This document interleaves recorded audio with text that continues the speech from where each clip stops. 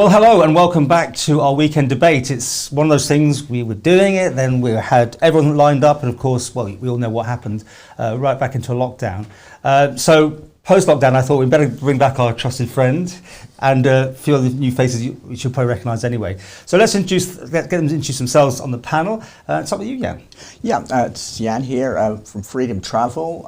We're here on Strand Street. Our business is incoming and outgoing tourism from the Isle of Man and to the Isle of Man. And of course, you may know us from our direct flight programme.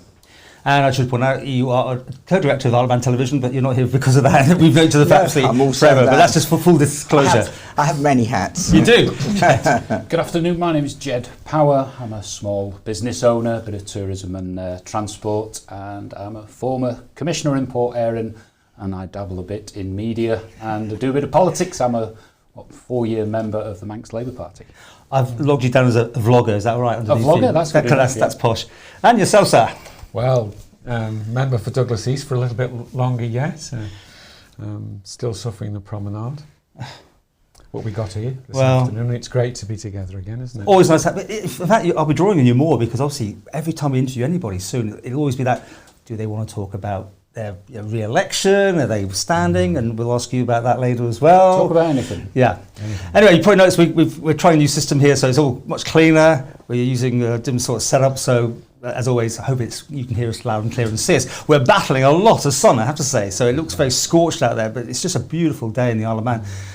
Let's do it then. Let's talk about the last lockdown and where and how did we get into that mess? I call it a mess because it seemed it could have been avoided. I don't know what you view.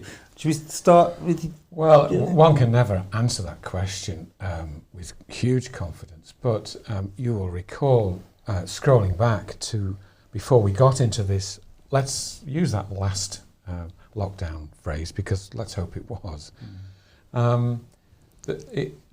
From a common sense business perspective, I recognise that there was a significant weakness in our borders through the steam packets crewing arrangements. Not so much that per se, but the fact that the steam packet were persistently and continuously asking government whether the crews could be vaccinated to reduce the transmission rates. And it was almost a question of beating government to pulp before the steam packet crew was vaccinated, and by then, you know, stable door and horses and all that, and it had happened, which was very, very disappointing. So it was avoidable, you think? Yes, I think it was, because what we missed, even though there was a pretty early recognition that it was the Kent variant, that the Kent variant was much more transmissible through aerosols, that the aerosol transmission was by definition more capable of happening on the steam packet, and that vaccinations reduce the transmission rates by around 70%. So, frankly, it was a no-brainer, really, that the crew should have been vaccinated early, and they weren't. How long was that? I mean, that was a year, wasn't it? And weeks, no one picked up on it. The steam packet management and board were pretty well pleading with government to have the crews vaccinated, and the government were following these pretty clunky policies, which meant that, I mean, at one stage, I think David Ashford said something along the lines of, this was a strange thing to say. Oh well, if we take vaccinations away from the first 4 or 5 groups or whatever it was, people will die. I mean, that left me sort of speechless almost. I'm never speechless, but the fact of the matter was, if you stopped the virus getting in the first place, by definition, you are probably saving more lives that way than any other way. So I never understood why that they were so clunky. We eventually got there, but reluctantly, and of course the whole matter in detail is now before the PAC. We'll come to that. Jed. I think away from the house in the community, we had a lot of signals that this was going to happen. Round about the 20th of March, I even think on your show, Rob Collister raised some alarm that there were cases emerging and things were going to have to change track. We had the headline in the Courier, and I think that was prompted by yourself with the steam packet, and then just on the run up to this, famed flip-flop Saturday, where we all knew we were going to go into lockdown. We were all talking about it. If you're in the local pub or the golf club or whatever, or with your family and friends, you could see what was going to emerge.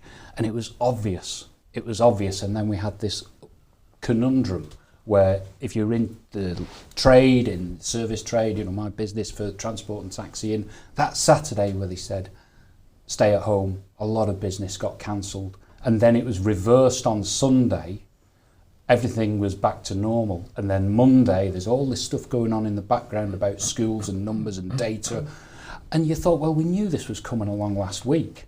And who knows what damage was created that weekend. I mean, let's be clear, that Saturday, it wasn't clear, if you know what I mean. It was don't do it, but you can if you want to. And if any time there need to be a firm, I mean, if Alf Cannon had said it, if his military background, he would have gone, I don't have the powers, but I don't want you going out. I mean, it would be much more, it seemed wishy-washy. A lot of money was lost that night. Yeah. A lot of money. But surely, one of the things they said, well, we don't have the orders in place, but wouldn't you rather be expected to be proactive than reactive? That should have been in place, whether they needed to use it or not. But of course, it happened, and here we are now. And because we obey, and how many times I've said this, we will do things here. The Isle of Man is so compliant.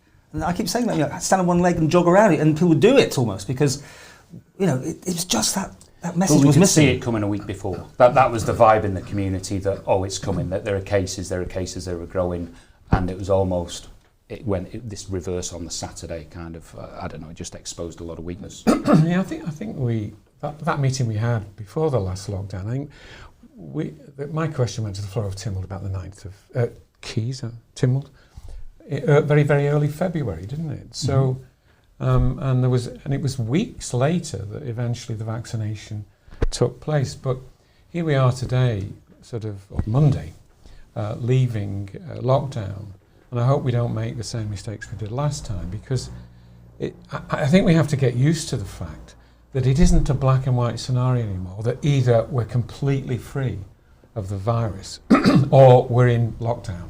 Now that's history now, because we have to learn to live with it. And quite rightly, government's been saying recently, look, we need to mitigate. Well, they haven't really described what mitigation processes are. It's a big discussion. But this is a journey for Howard, because Mr. Quayle, because he's been on the we're getting rid of this constantly, and now you obviously can hear the supertanker is having to be realigned, because otherwise we'd lock down forever, wouldn't we? No, we're not doing it fast enough. I mean, I've been banging on now. I mean, to the point of embarrassment about ventilation. And that message still isn't getting out, and I'm pleased to see that you're ventilating this space. Especially actually it's very hot, but yeah. It's incredibly important. I want to tell you a little story very quickly. Yeah, all the time. Which I think points us all in the right direction. And actually, it was burnt into my brain 40 years ago as a hotelier. It was just before TT week, and we had some European motorcyclists came over on the ferry across the English Channel, straight up the motorway, onto our ferry and straight into our hotel. And in those days, the restaurant was very busy with locals as well. And I came into so they were already resident, these people from Europe. And I came into the hotel on the Monday morning to be told that there'd been a food poisoning incident. So somebody rang in and said, Chris, we were in your restaurant whenever, the Saturday or Sunday, and we've been sick. I got a second phone call that morning, and of course the process then is you ring environmental health and say, I think I've got a problem, come in and assist, you see. So they were quick to do that, they were great. And as the week went on, we kept getting these calls saying, we've been suffering from food poisoning in your restaurant. And we just didn't get that, because we were very, very careful with our processes. The environmental health people were brilliant, and every damn thing you can think of was checked. And it's an exaggeration for effect, but it was a bit like working in an operating theatre. We were that clean, and yet they were still coming in. And I was absolutely baffled. And then it occurred to me, and incidentally I should also say, environmental health were looking for a response to the problem on a bacterial basis. Mm-hmm. So they were looking in the wrong direction. And you'll understand why in a second. Anyway, I was close to despair at this stage, because if it had gone on a day or two longer, we would have had to have shut the hotel. This is literally 3 days before TT week. And I thought, it must be in the air. It must be aerosol transmission, which was crazy in those days. So I slammed all the windows open everywhere that I possibly could. It stopped dead the next day. Mm. It turned out to be something called norovirus, which nobody knew about then. Because now we do if you're on a ship, because that's what it used to be, wasn't it? That was the big thing. Yeah. For a number of weeks now, I've been saying to government, for goodness sake, will you get this message over about aerosol transmission and ventilation? Mm. I have heard very little about that.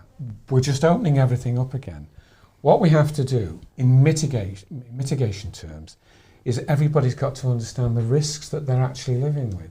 And just to work on the principle, I can go everywhere and do everything just because the government says we aren't in lockdown, is very, very dangerous. Very dangerous. And what you've got to do is we've got to adopt a new mindset about indoor viral transmission in poorly ventilated spaces. We're just not there. Yeah, and every school has got an issue with that. And should we talk about that? I mean, should we talk about the schools? I mean, you know, what happened there? What do you think? You think about what we've been doing for the last 40 years. I mean, I've been going to talk about these things in 40, 50 years. Seidel's the age of me. But what we've done is we've created an international tourism business which moves people incredibly fast from one part of the world to another in small metal tubes.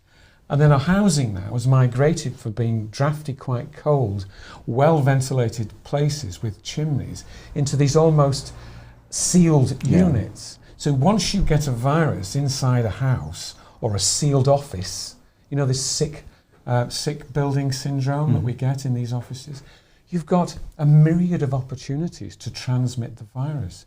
So one of the biggest things that we can do, in addition to masks and distancing and washing your hands, is understanding aerosol transmissions in poorly ventilated spaces. And government has hardly even mentioned it. Okay, there's so many things going on. The schools issue, who wants to pick on that? You know, when they only stopped a couple of classes from going... It was Julie Edge's further, I think, and it's still ongoing right through the questions that she's put in Dr. Allinson under. Yeah. It'd be good to see a full breakdown of that, because it's like a lot of things that you try and follow in the House of Keys and in Tynwald. You've got to have a forensic eye on Hansard and listening to the recordings and taking time to listen, you know, live to keep up with it all. And it's difficult to work out which news agency is covering it the best. So for your average person in the street, it's almost impossible to keep track of where the truth is at the moment. You know, follow the money, where is it?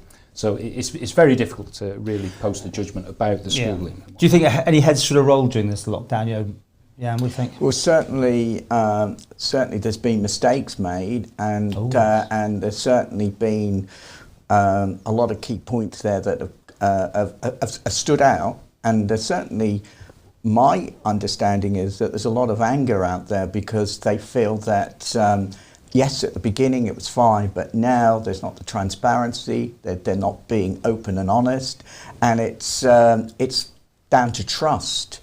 And I agree, talking about coming out of this lockdown, there is concern, because is everybody going to go, whoopee, at 12:01, here we are in the pub having a drink. Well, we've done that, and look what happened.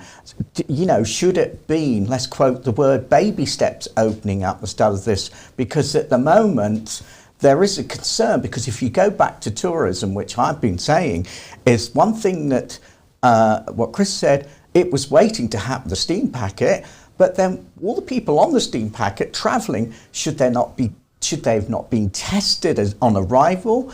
Same at the airport? No, everyone doesn't agree with that. But it appears that is the way travel will go. And if we want to compete with the UK staycation market, which is about to come on stream next month, and we've got to get a standard between I want to talk about holidays, something in another section in more detail. Yeah, you think that there was not openness, not honesty there? Is what you're saying? I mean, well, you know, I agree what you're saying with regards. You try and listen, and you try and listen carefully, and then you get one little bit of fact, and the rest is waffle. You talk about the press conferences particularly. Well, again, sticking up for the press conferences. If it wasn't for the press conferences, because they ask what the people want to ask, maybe the conferences should have been open to the public, selected public, to try and get, because at the moment it seems to be a closed shop. So if we didn't have the press conferences, you're nodding your head about the questions to the public, but the fact is, these questions, most of them, we're all getting are from the public at the end of the day. They are, but the public have made their own mind up, haven't they? So they've got go-to news sources, haven't they? So, for instance, I'll mention, say, Jeff the Mongoose, where they're doing a summary of what's happened that day, a just go-to 3-minute read. And you can think, well, that is independent. Yourself, of course, we don't want to wax lyrical too much about your performances there. But to a lot of people, you asked the questions that needed to be asked. But they're the questions, I promise you, most of them are coming into me. I'm not making up on the thing, but the trick is, or whatever, we have no time to assimilate the information. We at 4:00 he starts speaking. We have now got a transcript coming through about 4:05. We asked for 4:45 under embargo so we could read it. That hasn't happened, and it's really tricky. It's only after sometimes you go, was there some question about that with Keys? Keys were only getting what was going to be said about 30 minutes beforehand. Ask him. Well, so everybody's in the same boat, it appears. In very, very broad terms, the government hasn't done a bad job. And it has made mistakes, and it was inevitable that it was going to make mistakes. I mean, everybody did. It was brand new out of the box, the whole thing. The unfortunate thing is that government hasn't found a way yet of saying, actually, we didn't get that right. Or if they got something wrong, look, I'm sorry about that. Yeah. It's got to be this incredibly defensive, we are never wrong. And that's one of the things that has upset people. Absolutely. They hear this constant PR machine churning out the sense that somehow government is invincible, when everybody, including government, knows it's damn well is not. This is not just press conferences. This is life in Tim Walden House of Keys, isn't it? Yeah. It's a constant defensiveness. It was a difficult job to manage, and I'm the first to commend government when it got things right, and it did. But I am really now concerned not only about the failure to start describing this new world we're coming into, and you mentioned that you're concerned about, hey-ho, everything's all right now, let's get back to the normal. Yeah. Look, the COVID virus is, we all know this, and I'm saying things that everybody can hear for themselves, but I wish government would say it a bit more clearly. We've got to live with this virus. Absolutely. It could mutate, and we hear this morning that it's mutating in India now. Rapidly. And there's 99 cases in the UK. It could come to the Isle of Man. So not only should we have a much more clear story, and a short one, clarity in the story about ventilation, about personal responsibility, not looking to the government as saying, oh, we're in lockdown, black, or we're free and open, we're white. That people need to understand how they take personal responsibility to protect themselves and their family and those around them. And the second big thing is making damn sure that we've got genomic sequencing available to us at the touch of a button, and we haven't. And for the life of me, I cannot understand why government DHSC has been so defensive and so minimal. I'll deal with that in the next section more, because you're PAC, and of course you were the star of one of those. That presentation with the questioning. You were on the money. Let's put it that way. I think. Well. Yes, I mean the stuff I can talk about and the stuff I can't. So let's do the next. Just to finish this one though, slightly. I mean, I think the last programme we did here, all my guests, I asked them, and we're still out of lockdown too, and how did they view the government overall and how they've done? So, just your views on the last lockdown. How did they do? Can you give it either a number or just a report card? A few words. Some things as ever well done. I mean, 10 out of 10 for the vaccination programme. It started late, but it's churning along. Yeah. It's an excellent rate now, which is absolutely superb. Was it? This is not a race. This is whatever. And then it did turn into a sort of race because we were so far behind the UK. Well, they were jabbing people left, right, and centre. No, we're not now. No, we're only below Israel according to one of the graphs I've read. So we've gone. We are really right at the top now. So I'm just terribly disappointed that government can't show a human face more, a human face that's often right and sometimes seriously wrong, that would engender much more trust than this constant PR machine turning this stuff out. So that if you're constantly hearing a story that government never does anything wrong, then it does engender disbelief, because you know damn well that's not the case. If a government said, didn't get that right, but terribly sorry, it's not the end of the world.